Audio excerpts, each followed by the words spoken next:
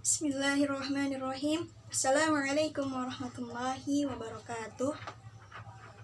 Alhamdulillahirabbil alamin wa bihi nasta'in ala umurid dunya waddin. Wassalatu wassalamu ala asyrafil anbiya'i wal mursalin wa ala alihi wa sahbihi ajma'in, amma ba'du. Puji syukur marilah kita panjatkan pada Allah Subhanahu wa taala, karena berkat karunia-Nya lah kita semua masih bisa sama-sama menikmati pembelajaran walaupun masih dengan via daring dalam mata pelajaran retorika dakwah. Salawat serta salam terlupa marilah kita curahkan kepada manusia yang paling mulia di muka bumi ini. Siapa lagi kalau bukan Habibana wa Nabiyana Muhammad sallallahu alaihi wasallam. Allahumma sholli wa sallim wa barik alaihi.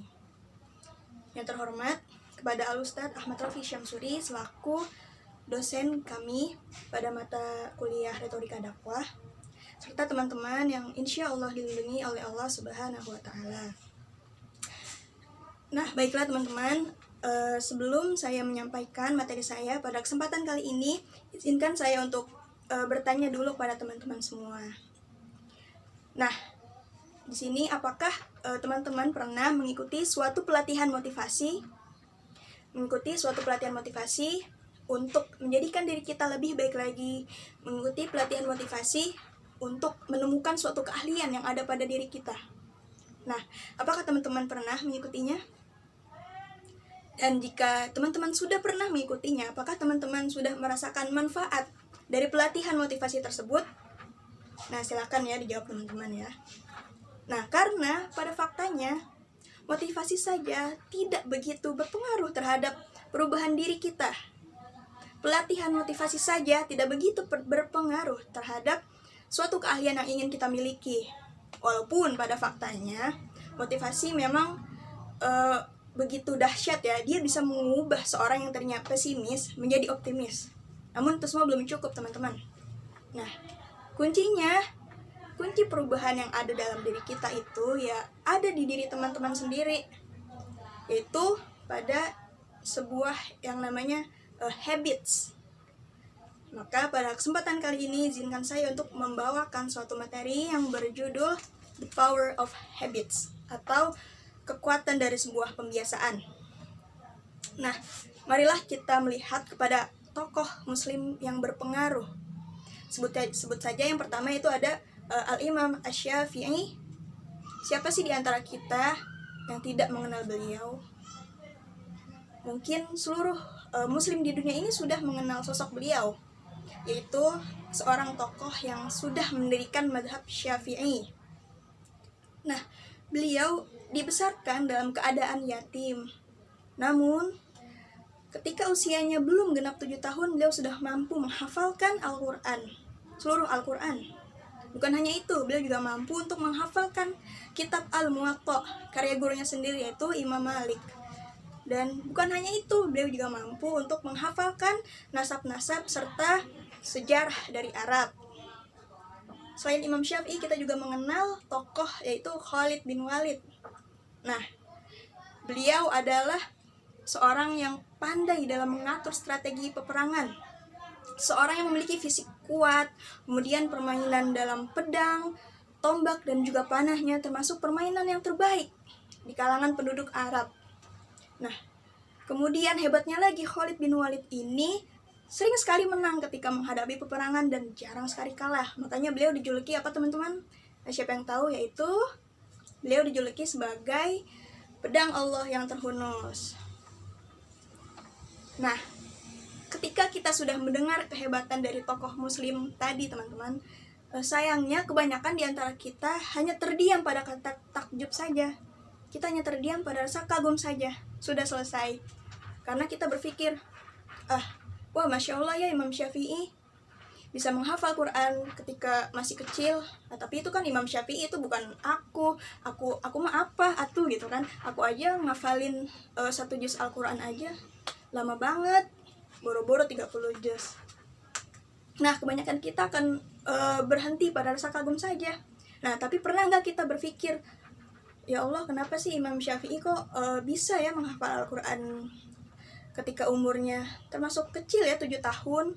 Dan kenapa sih di antara kita bahkan ada yang sampai wafatnya sama sekali belum bisa menghafalkan surat Al-Fatihah? Nah, itu kenapa bisa begitu?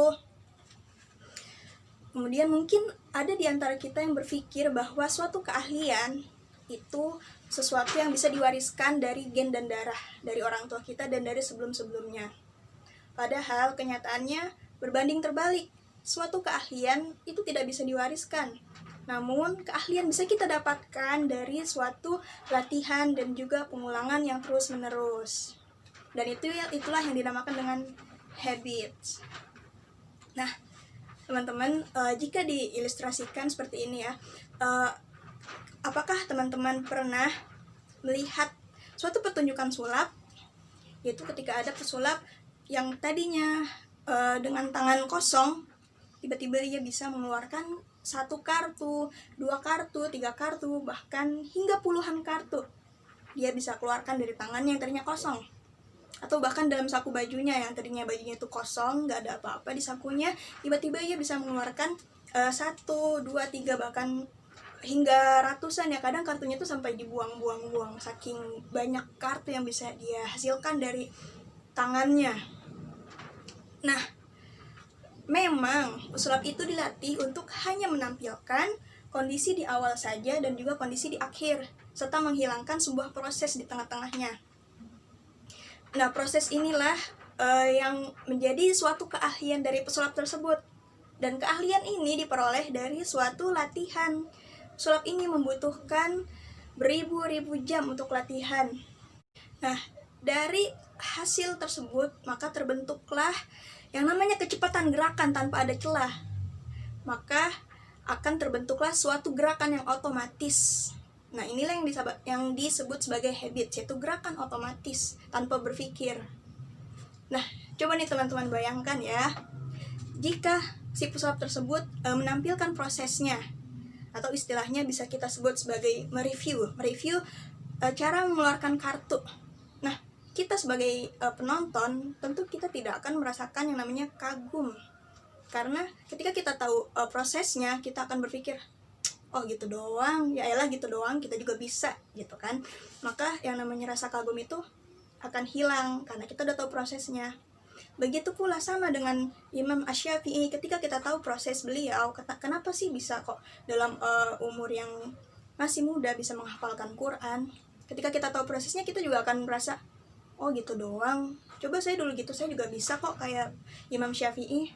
Tapi menurut Imam Syafi'i sendiri, kehebatan beliau itu ya biasa saja bagi beliau, karena beliau sudah melakukan kebiasaan itu secara terus-menerus. Kita lihat kepada lingkungan beliau itu, teman-teman beliau itu memang sedari kecil yang keluar dari mulutnya adalah ayat-ayat Al-Quran. Kita lihat pada ibu beliau juga rajin sekali untuk menghatamkan Al-Quran. Maka nggak heran kalau misalnya Imam Syafi'i dalam usia yang belum genap 7 tahun bisa menghafalkan seluruh isi Al-Quran. Nah, gitu ya teman-teman. Nah, ini ya, saya punya suatu tantangan buat teman-teman. Coba nih teman-teman, silahkan dibaca teks Arab gundul di sebelah saya ya. Saya kasih waktu 7 detik. Silahkan dibaca dan mungkin difahami ya artinya apa kira-kira. Nah, gimana teman-teman? Apakah sudah bisa membacanya atau masih bingung? Saya juga bingung. Nah, oke. Kita kasih kesempatan lagi ya. Saya kasih kesempatan lagi untuk teman-teman bisa membaca teks Arab gundul. Tapi yang satu ini, saya jamin teksnya ini pasti teman-teman bisa membacanya. Tiba-tiba teman-teman bisa lancar membacanya dengan mantra yang akan saya transfer ya. Nih, tiba-tiba teman-teman bisa membaca teks Arab gundul. Oke, ini dia. Silakan dibaca. Nah, gimana teman-teman? Pasti teman-teman bisa kan? Gak mungkin gak bisa. Nah, apakah ketika teman-teman bisa membaca teks yang kedua ini merupakan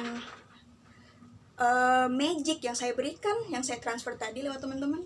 Nah, tentunya enggak. Kenapa sih teman-teman kok bisa membaca teks Arab gundul yang kedua ini? Nah, bisa kita simpulkan bahwa kemampuan yang teman-teman miliki tentunya itu hasil dari latihan dan juga pengulangan yang terus-menerus. Kita bisa tahu bersama-sama bahwa kita semua membaca surat Al-Fatihah dalam sehari aja sudah banyak sekali kita ulang-ulang dalam sholat kita, belum dalam sholat sunnahnya. Nah, inilah hasil dari pembiasaan. Ketika sudah terbiasa, maka kita tidak perlu berpikir lagi. Nah, teman-teman, lalu bagaimana sih agar kita bisa membentuk suatu keahlian? Agar kita bisa membentuk suatu kebiasaan yang baru. Nah, untuk membentuk suatu habits, kita perlu yang namanya practice, yaitu latihan. Ketika teman-teman ingin menguasai suatu bidang, misalnya ingin pandai menjahit, maka teman-teman harus melakukan yang namanya practice, yaitu latihan. Nah, latihan di sini fungsinya yaitu untuk menentukan apakah yang kita lakukan ini sudah benar atau belum, sudah sesuai dengan prosedur atau belum.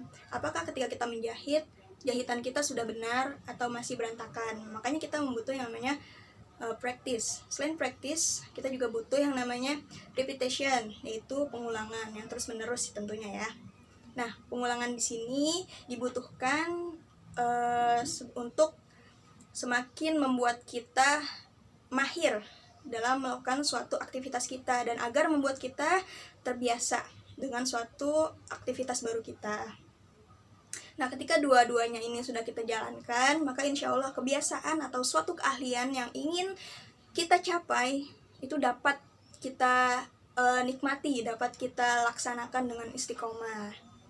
Nah, teman-teman tahu nggak nih, faktanya seorang pemain basket saja yang mempunyai akurasi tinggi sekitar 85%, dia bisa memasukkan bola basket ke dalam ring basket. Setidaknya dia telah melakukan percobaan selama 500.000 lemparan bola bebas ke dalam ring. Nah, bisa bayangkan ya, 500.000 lemparan dalam sepanjang jam kerjanya gitu, jam karirnya. Bisa bayangkan ya teman-teman, gimana, berapa lamanya itu dia 500.000 lemparan. Nah, maka ketika sudah mencapai 500 lemparan tersebut, seorang pemain basket sudah mempunyai gerakan refleks untuk tepat sasaran masuk ke dalam ring basket tersebut. Nah, kemudian yang tak kalah pentingnya, ketika teman-teman ingin membentuk suatu habits, teman-teman harus bisa menjawab 3 pertanyaan. Yang pertama yaitu what, apa yang ingin teman-teman cari, apa yang ingin teman-teman dapatkan, apa yang ingin teman-teman dapatkan ketika teman-teman menguasai suatu habits. Nah, ketika teman-teman bisa menjawab pertanyaan apa ini dengan jelas, maka dorongan untuk melakukan suatu habits itu akan menimbulkan dorongan yang lebih besar lagi. Ya, contohnya itu pemain bola, dia punya tujuan untuk menggiring bola ke gawang. Coba kita bayangkan kalau misalnya pemain bola nggak punya tujuan, nggak jelas dia nendang bola mau dikemanain gitu kan. Nah, jadi kita harus bisa menjawab pertanyaan what, apa nih yang ingin kita tuju. Selain pertanyaan what, kita juga harus bisa menjawab yang namanya pertanyaan why, mengapa sih saya harus melakukan suatu kebiasaan baru tersebut. Saya harus membentuk suatu kebiasaan rajin belajar. Nah, mengapa saya harus melakukan ini? Mengapa saya harus rajin belajar? Karena jika saya malas, maka saya di masa tua nanti akan menjadi orang yang bodoh. Nah, begitu ya teman-teman. Dan pertanyaan yang terakhir yaitu how, yaitu berapa lama sih saya harus melakukan ini secara terus-menerus untuk membentuk suatu habits yang baru. Dalam suatu penelitian, setidaknya butuh 30-40 hari dalam melakukan suatu kebiasaan yang baru, latihan dan juga pengulangan. Setelah kita melewati 30-40 hari tersebut, insya Allah suatu kebiasaan baru atau habits baru dapat kita bentuk dengan istiqomah, kita jalankan dengan istiqomah. 3 kata-kata juga yang harus kita hindari. Nah, pertama apa? Yang pertama, kita harus menghindari kata-kata mendingan. Kata-kata mendingan ini berbahaya teman-teman. Contohnya ketika kita sudah istiqomah untuk menerapkan suatu kebiasaan baru, yaitu rajin menulis, tiba-tiba datang bisikan, udahlah, aku kan udah pernah mencoba untuk menulis, mendingan aku udah pernah nyoba daripada teman aku belum pernah sama sekali mencoba untuk menulis. Nah, ini berbahaya ya. Yang tadinya kita sudah membentuk suatu kebiasaan yang baik, tiba-tiba datang bisikan itu, dan akhirnya habits kita kembali kepada kebiasaan yang buruk. Setelah kata-kata mendingan, kita juga harus menghindari kata-kata yang kedua, yaitu yang lain juga begitu. Yang lain juga begitu. Contohnya ketika ada seseorang yang sudah menerapkan kebiasaan baik untuk tidak merokok, tiba-tiba datang bisikan, udahlah nggak apa-apa, balik lagi merokok lagi, yang lain juga begitu kok teman-teman. Nah, ini bahaya teman-teman ya. Kata-kata yang harus kita hindari yaitu sekali ini saja. Sekali ini saja biasanya akan muncul ketika kita sudah berhasil, sudah beberapa hari konsisten melakukan suatu kebiasaan baru kita. Tiba-tiba datang kata-kata sekali ini saja. Ketika kita sudah membiasakan untuk membaca Al-Quran 1 hari 1 juz, tiba-tiba datang bisikan, udah sekali ini saja deh, hari ini aja nggak usah baca Quran. Maka kebiasaan itu siapa yang menjamin akan terjadi hari itu saja? Bisa jadi besok dia juga akan berkata udahlah sekali ini saja. Nah, makanya 3 kata-kata ini harus kita hindari ketika kita ingin membentuk suatu habits yang baru. Nah, dan sebagai penutup ya teman-teman, ini juga sebagai pembelajaran untuk saya pribadi, karena saya juga masih membentuk suatu habits yang baru. Apalagi di masa pandemi ini ya, kita semua lagi ada di rumah dan nggak jelas kegiatan kita apa gitu ya, nggak teratur. Maka semoga kita bisa lebih bijak lagi dalam memanfaatkan waktu yang kita punya, kita dapat memanfaatkan dengan sebaik-baiknya. Dan yang perlu kita tahu bahwa habits, mau kita bentuk atau tidak, habits itu akan terbentuk sendiri.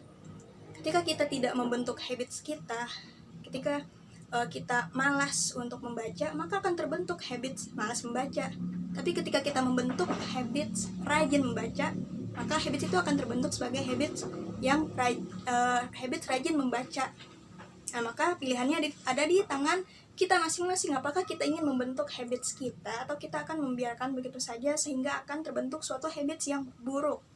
Nah, mungkin itu saja yang dapat saya sampaikan, kurang lebihnya mohon maaf. Wabillahi taufiq wal hidayah. Wassalamualaikum warahmatullahi wabarakatuh.